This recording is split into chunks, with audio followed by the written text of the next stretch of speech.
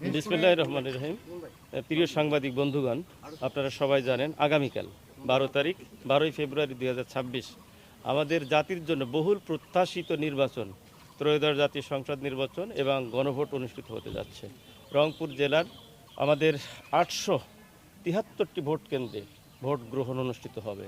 এর ভিতরে জেলার মধ্যে আছে কেন্দ্র 669টা, আর 204টি কেন্দ্র মেট্রোপলিটনের ভিতরে পড়েছে।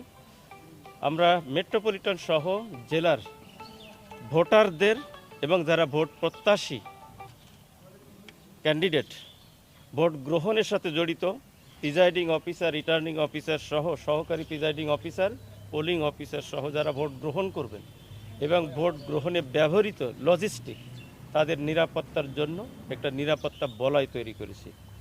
বাংলাদেশ পুলিশ একটা নিরাপত্তা পরিকল্পনা করেছে। এই পরিকল্পনার সাথে আমাদের দেশপ্রেমিক সেনাবাহিনী তারা জড়িত, বিজিবি জড়িত, র্যাব জড়িত, আনসার জড়িত, সবাইকে নিয়ে আমরা সমন্বিত একটা নিরাপত্তা পরিকল্পনা করেছি।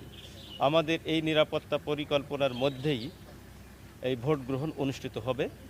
আপনারা ইতিমধ্যে লক্ষ্য করেছেন রংপুর জেলায় একেবারে শান্তিপূর্ণ পরিবেশ বিরাজ করছে। আমরা প্রতিটি ভোট কেন্দ্রে যাচ্ছি।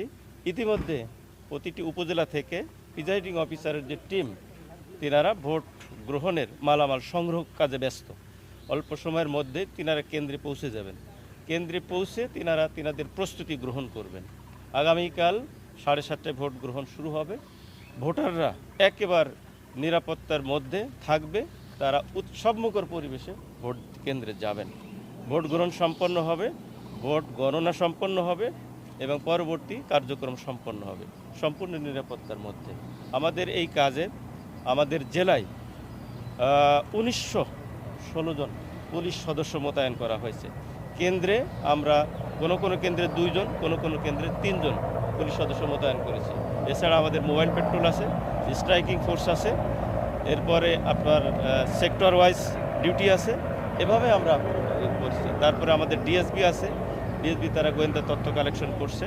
এটাই তো, নিঃসন্দেহে আপনারা পজিটিভলি এগুলো উপস্থাপন করবেন। জি, নিরাপত্তার শিকলে বন্ধ। আপনারা দেখছেন কোথাও কোনো ধরনের কোনো সমস্যা রংপুর জেলায় নাই। একেবারে শতভাগ মনোবল ফিরে এসেছে, শতভাগ। আপনারা লক্ষ্য করছেন, আমাকে কি দেখে মনে হয় যে আমাদের মনোবল এখনো ভাঙা আছে? আমাকে মনে হয় নিঃসন্দেহে না। এরকম আমার মতো সবাই আলহামদুলিল্লাহ একেবারে শতভাগ গ্রহণ করছে, শতভাগ। যার কারণে তো সরকার পুলিশের উপর আস্থা রেখেই তো আপনার নির্বাচনের তফসিল ঘোষণা করছে। আগামীকালই সেই নির্বাচন। এই নির্বাচনে তো বাংলাদেশ পুলিশের নিরাপত্তার জন্য প্রধান ভূমিকা পালন করে থাকে এবং সাথে সাথে অন্য বাহিনী। আপনারা দেখছেন আমাদের কিছুক্ষণ আগে আমাদের জিওসি মহোদয় তিনি কেন্দ্র ভিজিট করে গেছেন। আমাদের ভিতরে চমৎকার একটা সমন্বয় রয়েছে। না, কোনো শঙ্কা নেই। শঙ্কার নামক কোনো শব্দ আমার মনে হয় এখন আর প্রয়োজন নাই বলার। আপনারা দেখেছেন আপনারা নিঃসন্দেহে আপনারা দেখেছেন যে ঢাকা থেকে ট্রেনে, লঞ্চে কিভাবে মানুষ পঙ্গপালের মতো এলাকায় তার ভোট কেন্দ্রের কাছে ছুটে যাচ্ছে, তাই না? ঈদ উৎসবের মতো। তো এইটাই তো ভাই, আমরা সবাই এসব শঙ্কা বা কোনো ধরনের খারাপ কোনো কিছু অতীতের যা হয়ে গেছে সেগুলো আর আমরা এগুলো মাথায় আনবো না, এগুলো চর্চাও করবো না, এগুলো ভুলে গেছি আমরা।